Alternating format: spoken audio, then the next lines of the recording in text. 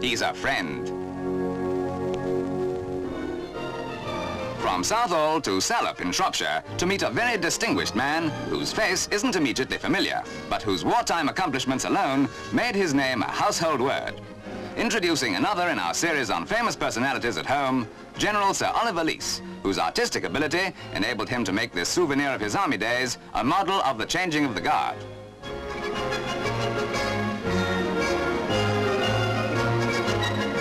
The General's military career was outstanding, but since his retirement in 1946, he's made his mark in a vastly different sphere, as a grower of cacti. Today, he is acknowledged to be one of the country's foremost authorities on cacti and succulents, and his nurseries produce 30,000 plants in a year, besides 50,000 others in the form of miniature gardens.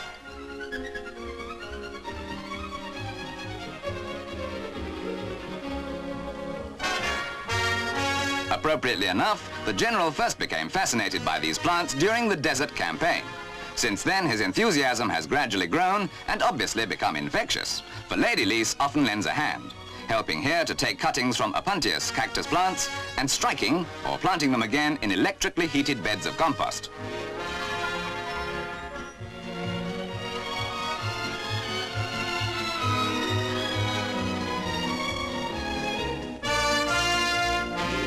It seems incredible that there could be so many varieties of cacti and succulents. At these nurseries alone, there are 1,500 different types, each more interesting or more lovely than the next, and each providing a wealth of interest to horticulturalists.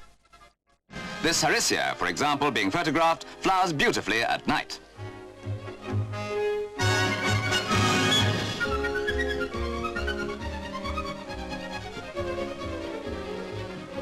The General started his second career at the end of the war after 32 years in the army, and it seems rather more than coincidence that the popularity of these plants has risen so much since then. Yet remembering that this is the man who took over command of the 8th Army from Montgomery after a brilliant fighting record and later became C&C Southeast Asia, perhaps it's not all that surprising. You see, whatever the General puts his hand to, he does well.